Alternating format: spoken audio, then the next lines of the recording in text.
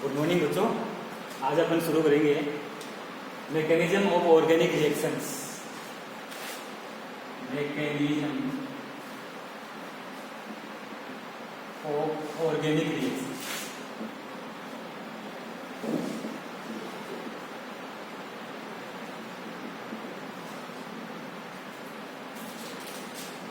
इसमें सर्वप्रथम organic reactions कितने प्रकार की होती है, कौन कौन सी होती है या कैसे होता है, या रासायनिक अभिक्रिया में बंधों का निर्माण कैसे होता है, यह सब अपन बेसिक से शुरू करेंगे।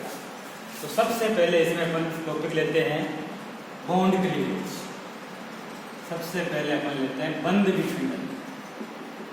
बंध विखंडन, बॉन्ड क्लीवेज।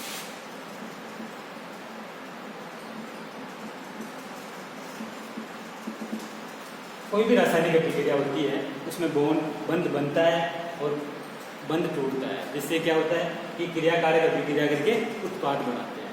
तो बंध विखंडन रासायनिक अभिक्रियाओं में दो प्रकार का होता है बॉन्ड क्लीवेज। पहला है होमोलाइटिक क्लीवेज। होमोलाइटिक क्लीवेज, या इसको दूसरा नाम अपन होमोलाइसिस भी कहते हैं। होमोलाइसिस।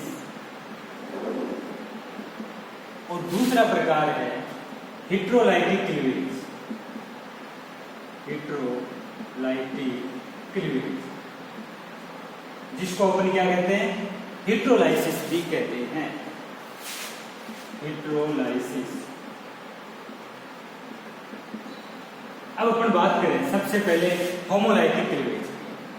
होमोलाइसिस समास बंध विखंडन, जिसको अपन हिंदी में बोल रहे हैं समास बंध विखंडन।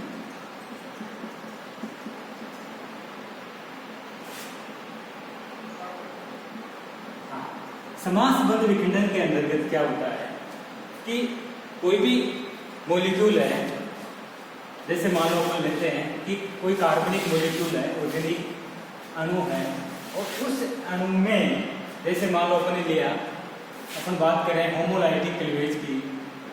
होमोलाइटिक क्लीवेज की, तो इसमें कोई भी अपन ने मॉलिक्यूल लिया, जैसे मान लो कोई मॉलिक्यूल ए बी है, ए बी कोई मॉलिक्यूल है, और इस मॉलिक्यूल में जो ये बंध बनता है, सहसंयोजी बंध होता है। ए और बी एटम्स के बीच जो ये बॉन्ड है, जिसको अपन एक तरह से ये कहें कि ये कोवैलेंट बॉन्ड है, सहसंयोजी बंध है, कोवैलेंट बॉन्ड है। और ये कोवैलेंट बॉन्ड जो होता है इस मॉलिक्यूल के अंदर, ये इसके और इसके दोनों परमाणु के कक्षकों के अतिव्यापन से सहसंयोजी बंध का निर्माण होता है। इसमें एक इलेक्ट्रॉन इस परमाणु का, दूसरा इलेक्ट्रॉन इस परमाणु का आपस में शेयरिंग करके, साझा करके और सहसंयोजी बंध का निर्माण करते हैं, जिसको अपन जनरली क्या बोलते हैं, सिग्मा बॉन्ड बोलते हैं। अब अपन को क्या होगा, इस बॉन्ड को तोड़ना है यहाँ से। होमोलाइटिक, होमो का मतलब समान रूप से बंध टूटेगा, तो इस बंध के अंदर दो इलेक्ट्रॉन है, देखना बेटा, इस बंध के अंदर एक इलेक्ट्रॉन, दो इलेक्ट्रॉन, और ये दोनों इलेक्ट्रॉन, एक इलेक्ट्रॉन इस एटम पे आ जाएगा, दूसरा इलेक्ट्रॉन इस एटम पे आ जाएगा। तो इस प्रकार से एक के ऊपर एक फ्री इलेक्ट्रॉन आ गया, प्लस बी एटम के ऊपर भी फ्री इलेक्ट्रॉन आ गया। इस प्रकार दो फ्री रेडिकल बन जाते हैं, जिसको अपन क्या कहते हैं, मुक्त मूलक कहते हैं। इनको कहते हैं फ्री रेडिकल। फ्री रेडिकल, या अपन बोल रहे हैं इसको मुक्त मूलक कहते हैं। मुक्त मूलक। तो अपन ये कह सकते हैं, सिंपल सी बात है, अपन ये कह सकते हैं कि होमोलाइटिक क्लीवेज में साजिद इलेक्ट्रॉन, शेयर्ड जो इलेक्ट्रॉन है, उन इलेक्ट्रॉनों का दोनों परमाणुओं पर समान रूप से वितरण होता है। जैसे ही ये बंध टूटेगा तो इस बंध के दोनों इलेक्ट्रॉन दोनों परमाणुओं पर समान रूप से वितरित होते हैं, और इस प्रकार के बंध विखंडन से मुक्त मूलक का निर्माण होता है। तो ये तो हुआ होमोलाइटिक क्लीवेज। हाँ, अब एक बात, होमोलाइटिक क्लीवेज में मुक्त मूलक बनते हैं। अब ये बंध विखंडन कब होगा, किन परिस्थितियों में होमोलाइटिक क्लीवेज होता है, दैट इज मोर इम्पोर्टेंट। तो ध्यान देना, जैसे मान लो सूर्य का प्रकाश हो, कौन कौन सी परिस्थितियां होंगी, सनलाइट हो, सूर्य का प्रकाश, कोई अभिक्रिया सूर्य के प्रकाश में हो रही है, इन प्रेजेंस ऑफ सनलाइट। तो जैसे मान लो एग्जाम्पल ले रहे अपन, Cl2 अणु है, Cl2 मॉलिक्यूल है, और जैसे ही इसके ऊपर सूर्य का प्रकाश डालेंगे अपन सनलाइट के अंदर, तो Cl2 अणु में किस प्रकार से ये है, Cl2 लो है, Cl इस प्रकार से सूर्य बंध से जैसे ही सनलाइट मिलेगी इसको, तो इस बंध के इलेक्ट्रॉन दोनों एटम्स में समान रूप से वितरण हो जाता है और ये बॉन्ड यहाँ से टूट जाता है, इसका क्लीवेज बनता है। तो इस प्रकार एक इलेक्ट्रॉन एक Cl पे, दूसरा इलेक्ट्रॉन दूसरे Cl पे, इस प्रकार Cl मुक्त मूलक का निर्माण होता है, फ्री रेडिकल बनते हैं, फ्री रेडिकल बनते हैं। तो या तो सूर्य का प्रकाश के ऊपर प्रेजेंस में हो, या फिर कोई ऐसा पदार्थ, सब्सटेंस या कंपाउंड ऑर्गेनिक जो फ्री रेडिकल्स का निर्माण करता हो। जैसे मान लो अपन ले लें प्रोक्साइड है, प्रोक्साइड क्या करता है, फ्री रेडिकल्स का निर्माण करता है।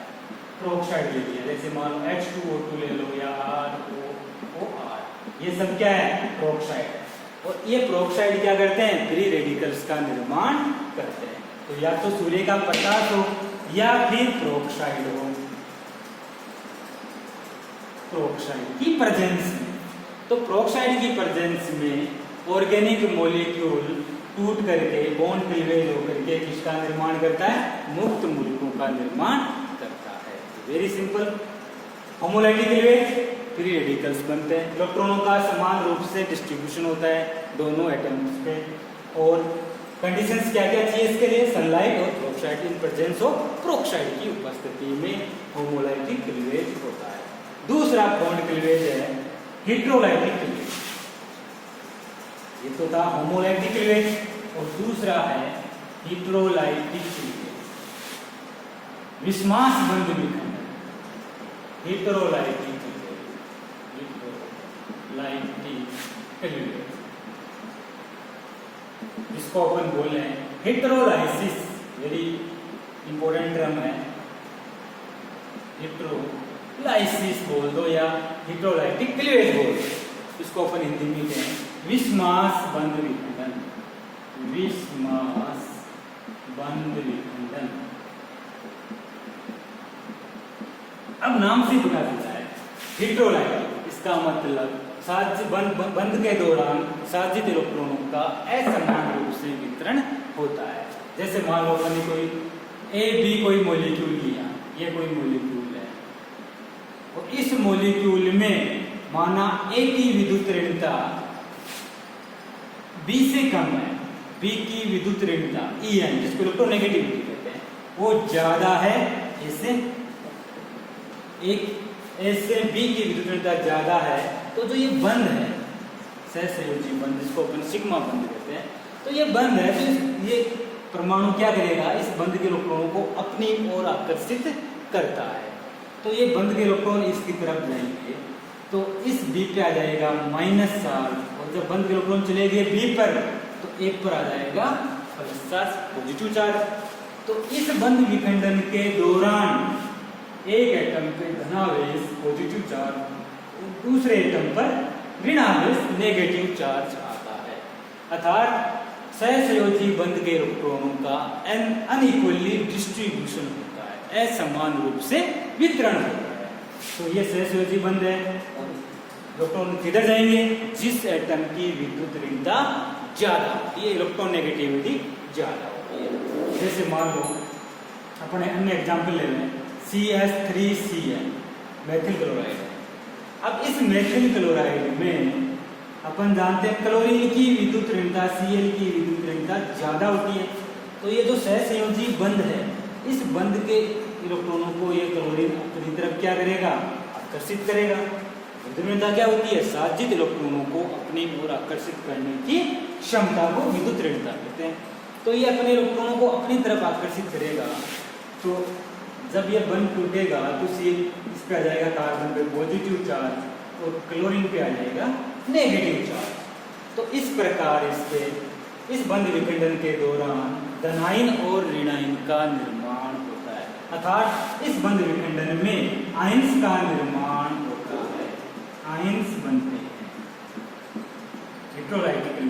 क्या बनते हैं? आयंस। अगर धनायन कार्बन पे है तो उसको कहते हैं कार्बोकेटाइन, और ये क्लोरीन पे है तो क्लोराइड आयन, Cl- आयन का मतलब क्लोराइड आयन। तो असमान रूप से डिस्ट्रीब्यूशन होगा। अब ये कब होगा, किन परिस्थितियों में इस प्रकार के आयंस का या फिर इस प्रकार के आयंस का निर्माण होता है? या तो कोई कंपाउंड है, जैसे मान लो CH3Cl है, समझना पड़ेगा इसे। इसमें क्या होता है, इसकी घुलनता ज़्यादा है, इसकी कम है, तो इस पे माइनस, इस पे प्लस आता है, पॉजिटिव और नेगेटिव चार्ज आता है। तो इस प्रकार ये पोलर बॉन्ड हो जाता है। इस बंध की प्रकृति कैसी हो जाती है? पोलर, ध्रुवीय बंध हो जाता है। ध्रुव बन गया ना, एक धनायन और एक ऋणायन, तो पोलर बॉन्ड बन जाता है, ध्रुवीय बंध बन जाता है। अब इस पोलर में, ध्रुवीय बंध में कब ज्यादा आयनों बनने की संभावना होती है? जब माध्यम ऐसा लो, कोई रिएक्शन हो रही है और उस रिएक्शन में अपन ने क्या लिया? ध्रुवीय विलायक लिया, पोलर सोलवेंट लेते हैं। ऐसा सोलवेंट पोलर सोलवेंट, ध्रुवीय विलायक पोलर सोलवेंट लेते हैं। तो ये क्या करेगा? इस रिएक्शन को फास्ट कर देगा और आसानी से धनायन और ऋणायन के निर्माण हो जाता है। तो ये हुआ इलेक्ट्रोलाइटिक क्लीवेज। अब देखो अपन बात करें रिएजेंट्स की। रिएजेंट्स क्या होते हैं? अभिकर्मक, जिसको अपन बोले। तो कोई भी रासायनिक अभिक्रिया को पूर्ण करने के लिए रिएजेंट्स की आवश्यकता होती है। कोई भी ऑर्गेनिक रिएक्शंस है और उस रिएक्शंस को कंप्लीट प्रोसेस तक पहुंचाने के लिए अपन को क्या चाहिए? रिएजेंट्स की आवश्यकता होती है। रिएजेंट्स इसको अपन बोलते हैं अभिकर्मक। रिएजेंट्स इसको अपन बोलते हैं अभिकर्मक। मोस्टली रिएजेंट्स 3 प्रकार के होते हैं। जैसे मान लो पहला रिएजेंट्स अपन बात करें, न्यूक्लियोफिलिक रिएजेंट। न्यूक्लियोफिलिक रिएजेंट, इसको अपन हिंदी में बोले नाभिक स्नेही अभिकर्मक। नाभिक स्नेही अभिकर्मक। न्यूक्लियोफिलिक रिएजेंट का मतलब नाभिक स्नेही अभिकर्मक। दूसरा है इलेक्ट्रोफिलिक रिएजेंट। इलेक्ट्रोफिलिक रिएजेंट, इसको अपन हिंदी में बोलते हैं इलेक्ट्रॉन स्नेही अभिकर्मक। इलेक्ट्रॉन स्नेही अभिकर्मक, इलेक्ट्रॉन स्नेही अभिकर्मक। और तीसरा है free radical reagent. Free radical reagent, मुक्त मूलक अभिकर्मक। इसको हिंदी में क्या बोलते हैं? मुक्त मूलक अभिकर्मक। हाँ, अब देखो ध्यान से, न्यूक्लियोफिलिक रिएजेंट, नाभिक स्नेही अभिकर्मक, नाम से ही पता है नाभिक स्नेही। इसका मतलब तो धनावेश से स्नेह रहता है, मतलब पॉजिटिव लविंग स्पीसीज जो धनावेश से स्नेह रहता है। धनावेश से स्नेह कौन रखेगा? जैसे ये एटम है, एटम के नाभिक में क्या होता है? धनावेश। बाहर कक्षाएं होती है, इन कक्षाओं में इलेक्ट्रॉन होता है और नाभिक में प्रोटॉन और न्यूट्रॉन होता है। तो नाभिक से नहीं अभिकर्मक, नाभिक पर धनावेश है, इसका मतलब वे अभिकर्मक जो धनावेश को अपनी तरफ आकर्षित करते हैं। धनावेश को अपनी तरफ आकर्षित कौन करेंगे? जिसके पास इलेक्ट्रॉन डेंसिटी ज्यादा होगी, मतलब ऋणावेश स्पीसीज या ऐसे समूह अणु जिनके पास इलेक्ट्रॉन घनत्व ज्यादा होता है, वो कहलाते हैं नाभिक स्नेही अभिकर्मक। मतलब इलेक्ट्रॉन रिच स्पीसीज अपन कहें वन वर्ड में, तो नाभिक स्नेही रिएजेंट क्या होते हैं? Electron rich species. Electron rich species ये होती है न्यूक्लियोफिलिक रिएजेंट, मतलब जिनके पास इलेक्ट्रॉनों की डेंसिटी ज्यादा होती है, इलेक्ट्रॉन ज्यादा होते हैं। जैसे मान लो एग्जाम्पल ले लो, जितने भी ऋणायन है, सभी ऋणायन, ऑल नेगेटिव चार्ज स्पीसीज, सभी ऋणायन, जितने भी ऋणायन है, जैसे मान लो OH माइनस है या NH2 माइनस है, Cl माइनस है, H माइनस है, तो सभी ऋणावेशित स्पीसीज न्यूक्लियोफाइल होते हैं, न्यूक्लियोफिलिक एजेंट होते हैं। इसके अलावा वे स्पीसीज न्यूट्रल उदासीन अणु जिनके पास इलेक्ट्रॉन घनत्व ज्यादा होता है, तो अपन ये कहें कि neutral electron rich neutral species, electron rich neutral species, neutral species. जैसे मान लो अपन इलेक्ट्रॉनिक न्यूट्रल स्पीसीज के अंदर अपन लिख सकते हैं H2O है, इसके पास कुछ न्यूट्रल उनके पाए जाते हैं, अमोनिया है, प्राथमिक एमीन है, RNH2 है, द्वितीयक एमीन है, बहुत सारे कंपाउंड हो सकते हैं जिनके पास इलेक्ट्रॉन बहुत ज़्यादा होते हैं, तो वो सारे क्या कहलाते हैं, न्यूक्लियोफिलिक रिएजेंट कहलाते हैं। अब अपन बात करें इलेक्ट्रोफिलिक रिएजेंट की, तो इलेक्ट्रोफिलिक रिएजेंट इसका मतलब जो इलेक्ट्रॉनों से सने रखते हैं, तो इलेक्ट्रोफिलिक रिएजेंट्स को अपन क्या कहते हैं, इलेक्ट्रोफिलिक रिएजेंट्स को अपन कहते हैं इलेक्ट्रॉन लविंग स्पीसीज, जो इलेक्ट्रॉनों से सने रहता हो, इलेक्ट्रॉन लविंग स्पीसीज, जो इलेक्ट्रॉनों से क्या रहता हो, सने रहता हो। और इलेक्ट्रॉन से सने कौन लगेगा, धनावेश, इसका मतलब जिनके पास इलेक्ट्रॉनों की कमी होती हो, या अपन इसको बोले हैं electron deficient species, electron deficient, electron न्यून स्पीसीज, मतलब इलेक्ट्रॉनों की कमी, तो इलेक्ट्रॉन डेफिशिएंट स्पीसीज, इलेक्ट्रॉन न्यून अपन ये कहें इलेक्ट्रॉन न्यून यौगिक या स्पीसीज या समूह जिसके पास इलेक्ट्रॉनों की कमी होगी, वो सारे क्या कहलाते हैं, इलेक्ट्रोफिलिक रिएजेंट। जैसे अपन एग्जांपल ले लेंगे, इलेक्ट्रोफिलिक रिएजेंट का एग्जांपल ले लेंगे, जैसे कौन से, तो सभी के धनायन, जितने भी धनायन हैं सबके पास क्या होती है, इलेक्ट्रॉनों की कमी होती है, तो सभी धनायन आ गए। जैसे मान लो सभी धनायन में अपन ले लिया, लिखित धनायन ले लिया, मेटाइल धनायन ले लिया, या फिर Cl+ ले लिया, तो जितने भी धनायन है सभी धनायन आ गए।